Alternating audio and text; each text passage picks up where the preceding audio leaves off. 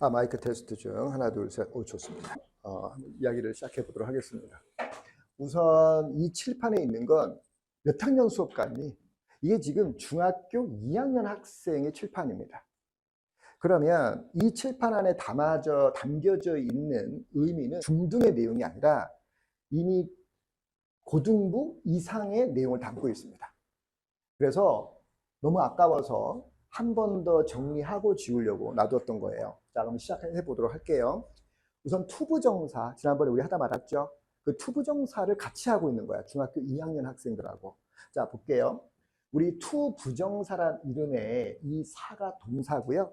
그 동사 앞에 있는 부정이란 말은 모양이 결정되지 않은 동사의 원래 형태다 라고 해서 같은 말임을 지금 보였어요. 문장 안에서 투부정사가 이렇게 들어왔을 때, 자, 우리는 세 가지의 역할을 한다라는 거죠. 이 모양이 문장 속에서 명사구, 형용사구, 부사구의 역할을 한다라는 것이고, 이럴 때, 자, 여러분에게 항상 얘기했던 거죠. 문장에서 명사구가 들어온다는 얘기는 총 4가지 역할을 한다는 거죠. 첫 번째, 이 명사구가 자, 어떻게? 주어 자리, 보어 자리, 목적어 자리. 그리고 보통 학생들이 이해를 잘 못하는 지점이 바로 전치사 뒤, 즉 전명구에 대한 이해를 못하기 때문에 4가지로 쓰인다는 걸 놓친단 말이죠. 자, 그러면 이 모습, 투부정사가 명사구의 역할을 한다 했으므로 기본적으로 4가지라고 생각하면 안 됩니다. 왜? 자, 기본적으로 일반적인 명사나 명사구는 이 4가지가 다 허용이 됩니다. 4가지가. 그러나 이 투부정사가 명사의 역할을 한다고 해서 명사적처럼 쓰는 법이다. 그래서 명사적 용법이라고 말하는데 이 경우는 3가지밖에는 안 된다는 거예요. 왜 3가지밖에 안 되느냐? 이 말은 주어, 보어, 목적어밖에는 쓰일 수 없다는 이야기는 지금 이 지점을 알아야 돼요. 이 부분을 이해하지 못하면 이 부분에 대한 이해가 없기 때문에 이 차이를 구별하기 쉽지 않다. 자, 다시 한번 해볼게요. 우리 전치사구 또는 전명구 할 때 요 명구가 결국 단어나 단어들을 의미하는 거잖아요. 그러면 이때 진짜로 명사나 명사구가 오면 아무런 문제가 안 됩니다만은 이때 play tennis처럼 동사구가 들어오려 한다는 겁니다. 이 순간에 약속을 지켜줘야죠. 이거는 얘가 주인공이고 테니스는 플레이의 목적 상태이므로 궁극적으로 핵심 단어는 2단어 중에 플레이가 주인공입니다. 문제는 이 동사구를 뭘로 바꿔야 된다 또는 동사를 명사로 바꾸는 방법에 대한 이해가 또 있어야 됩니다. 투부정사의 명사적 용법과 동명사가 있지요. 그러나 전치사 뒤에는 오직 뭐만? 동명사만 가능하다라는 거예요. 따라서 우리는 지금 투부정사의 이야기를 하면서 얘를 명사처럼 써먹는다라고 했기 때문에 기본적으로 명사는 4가지 있지만 여기서 투부정사의 명사적 용법은 어떤 거 하나가 줄어든다? 전치사 뒤에 쓰일 수 없다라는 거죠. 여기서 전치사 뒤에는 투부정사가 쓰일 수 없기 때문에 결국은 주어 자리, 보어 자리, 목적어 자리 이렇게 3가지의 역할만 할 수 있다라는 그 차이를 이해해야 됩니다. 그러니까 궁극적으로 명사구와 투부정사의 명사용법은 큰 틀에서 보면 같은 역할을 하지만 조금만 관심 있게 들여다보면 바로 어떤 자리? 전치사 뒤, 즉 전명구와 관련해서 아주 큰 차이가 존재한다라는 거. 이거 명심해야 됩니다. 이것 때문에 여러분들 이번 시험에서 몇 학교 나왔단 말이야. 투가 나왔는데 그 투가 뭐야? 투부정사가 아니라 뭐죠? 전치사인 경우가 존재할 거 아니겠습니까? 따라서 그때 투는 뭐죠? 반드시 동명사를 써야만 했던 거야. 예를 들어 보면 devote, 어떤 학교 나왔는데 devote A to B 라는 표현이 있죠. A를 자 B에게 헌신하다, 공헌하다, 이바지하다, 바치다 이런 말에 수거가 있단 말이야. 이 수거가 바로 뭐야? 투부정사가 아니거든. 전치사였거든. 그 전치사의 어떤 거다? 오직 동명사만. 그래서 ing를 써야 되는 거야. 이번에도 시험에 나올 거예요. 중간고사, 기말고사 계속 나올 거란 말이야. 이제 2번째, 우리는 형용사적 용법이라는 게 있습니다. 그러면 이 투부정사나 투동사의 원형이 문장에서 형용사적 용법으로 쓰인다는 건 결국 문장에서 뭐 형용사나 형용사구, 즉 이미 벌써 to 동사 원형만 해도 단어가 최소 2개 이상이니까 궁극적으로 형용사 구밖에 안 돼. 그래서 내가 가로 묶지 않았던 겁니다. 그러면 형용사 구라는 건 기본적으로 문장 안에서 이렇게 명사를 꾸미는 기능과 보호의 핵심으로서의 기능을 한다는 걸 먼저 알고 있어야 됩니다. 이때 모든 것 다 멈추고 순수한 형용사 구나 형용사를 봅시다. 요거 그대로 내가 예문을 여기다가 만들어 놨어요. 자, 볼게요. She is a beautiful girl 할 때 여기가 보어잖아. 단어 하나, 둘, 세 개 들어왔지만 주인공은 명사였어. girl이었죠. 얘는 뭐 하는 거야? 꾸며주는 역할밖에 못하고 있습니다. 그렇죠? 다음.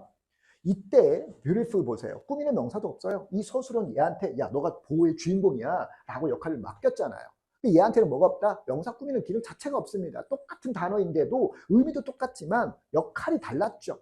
따라서 영어에서 말하는 이 보호의 핵심을 하는 의미를 잘 우리가 이해를 못해, 일반 학생들이. 그러니까 우리는 일단 알았어. 명사를 꾸미는 기능과 이렇게 보호의 핵심으로서 쓰이는 기능을 알고 있는 상태라면 당연히 얘네들이 형용사처럼 쓰인다 하였으니 얘도 문장에서 몇 가지, 2가지 역할을 하는 건 너무나 당연한 거야. 맞죠? 자, 그러면 따라와 봐.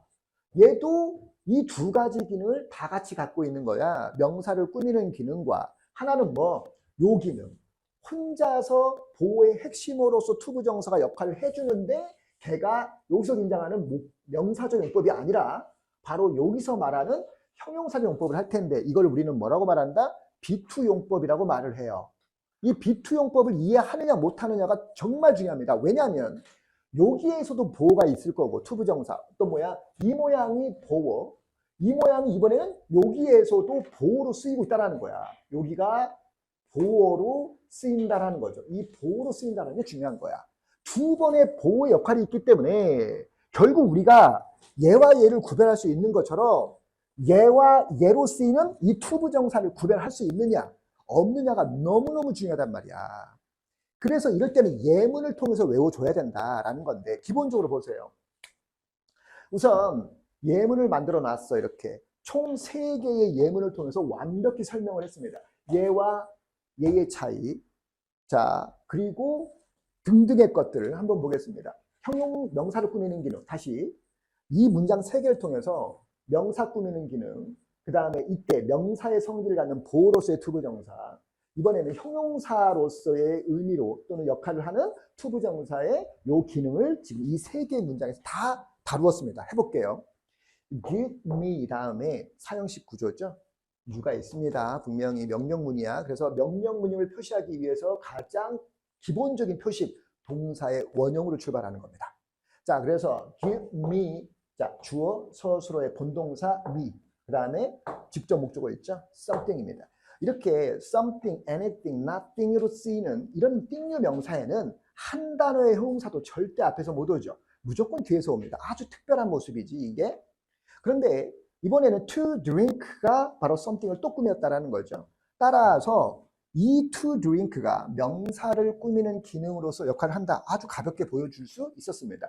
beautiful girl, 자 cold something 대신 to drink, drink something 이런 구성이다라는 거죠.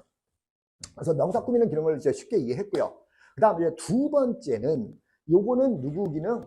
자 명사 꾸미기라는 형용사의 역할을 보여줬다면 이번에 my brother is to finish his work tomorrow. My hobby is to play tennis. 요 2개의 문장을 통해서 이제 뭐와 뭐를 보여주려고 하냐면 명사의 성질을 갖는 보호로서의 투부정사와 형용사의 성질을 갖는 자 뭐야? 보호로서의 저 투부정사를 차이를 지금 보여주기 위한 2개의 문장이었습니다. 볼게요. My brother is. 자, is가 뭐라? 너희는 무조건 보호야. 그런데 여기서 핵심은 뭐냐면 핵심 단어의 뜻과 핵심 단어의 뜻끼리 비교를 해보자. 자, 동생이라는 요 뜻과 취미라는 뜻은 고정되어 있어. 그런데 얘와 얘가 서로 같아야 되는 상황이잖아. 왜? 이형식이니까. 그런데 이번엔 차이점은 뭐냐? 동생은 이 동작을 할 수 있지만 취미란 단어의 이 핵심 단어는 play란 동작을 못해. 그러면 뭐냐? 문법의 약속만 지켜달라는 겁니다. 주어, 보어, 목적어는 반드시 명사의 성질만 지켜다오. 그 역할은 무관계란 말입니다. 이 관계밖에는 그 그 어떤 그 이상, 그 이하도 없어요. 그냥 너 주어야? 야, 근데 너 명사니까 오케이, 너 통과. 근데 너 뭐야? 보호인데 왜 네가 동사니? 야, 그러면 야, to play 만들어 와. 너 명사로 써먹을 거니까. 이 느낌이었단 말이야. 동작을 못하는 관계끼리예요. 근데 주어 보호래. 자, 그럼 이번에는 사람과 동작이 할 수 있는 상태에 보호라는 거야. 이 느낌을 이해하려면 바로 이 느낌. 얘는 명이고 얘는 형인데 주격 보호래. 얘는 주어 주격 보호래. 그럼 사람인데 명이야. 근데 보호 주격 보호인데 같아야 되는데 형이야. 바로 이 찜찜함을 우리는 뭐라고 얘기했다? 땡땡 관계라 말했다. 하지만 이걸 밖에서 얘기할 때는 뭐라고 그랬어? 보호는 보호인데 형용사로 이루어진 보호다. 무슨 보호? 빨리 형용사 보호 관계입니다. 이렇게 말하라고 그랬잖아. 바로 이 찜찜함의 느낌이 바로 여기 있다는 거죠. 단순히 그냥 사물과 동작, 너 명, 이런 느낌이 아니라 동작을 하는 이 상태의 주어대 그리고 주격 보호를 만났다. 이 찜찜함의 관계가 우리끼리로 말하면 어떻게 땡땡 관계라 말할 거고, 좀 더 유식하게 말하면 무슨 관계? B2 용법이다라고 말하는 거야. 그래서 앞으로 우리가 B2 용법 그러면 머릿속에 당연히 투부정사, 형용사 용법 이렇게 바로 연결 들어와야 됩니다. 그래서 문장 안에서 B2 용법이 왔다라는 건 뜻이 정해져 있지 않습니다. 뭐 할 거야 일 수도 있고 해야만 해 라는 말도 있고 너가 뭔가를 의도한다는 이런 말도 되고요. 그냥 그 순간순간에 맞게끔 맥락에 맞게끔 해석을 만들어주면 누구도 뭐라고 하지 않아. 맞는 말이야 라고 말할 수 있단 말이야. 그래서 예정, 의무, 가능 뭐 등등 많거든요. 알겠니?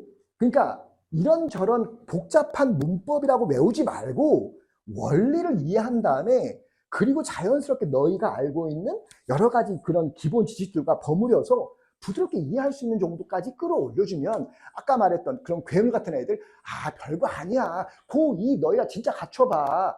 너희가 생각하는 그런 괴물들 또는 저런 괜찮은 아이가 느끼는 그런 그런 애들 별거 아니라는 걸 알게 됩니다.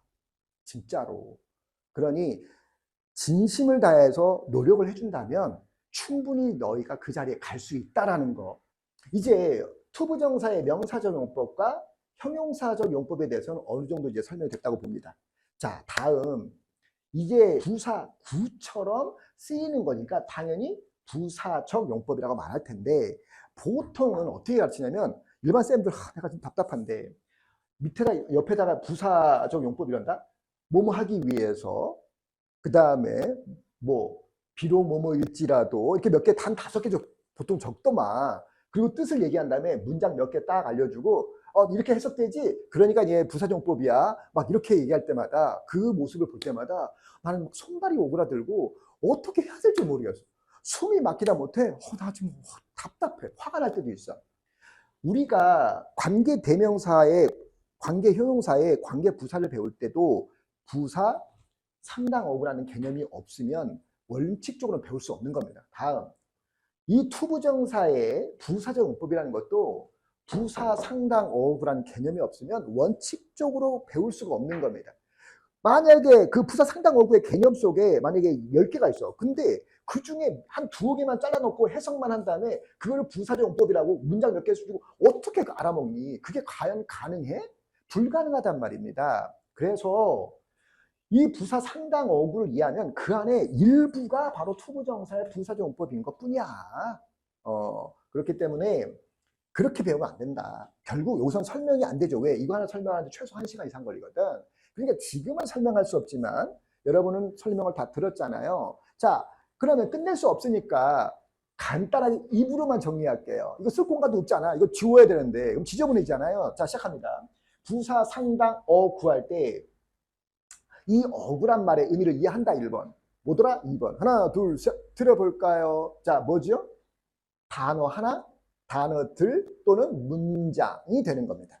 따라서 이 부사라는 말과 억울한 말이 상당 같다라는 말이에요. 그래서 실질적으로 단어 하나인데 부사. 쉬운 말이죠.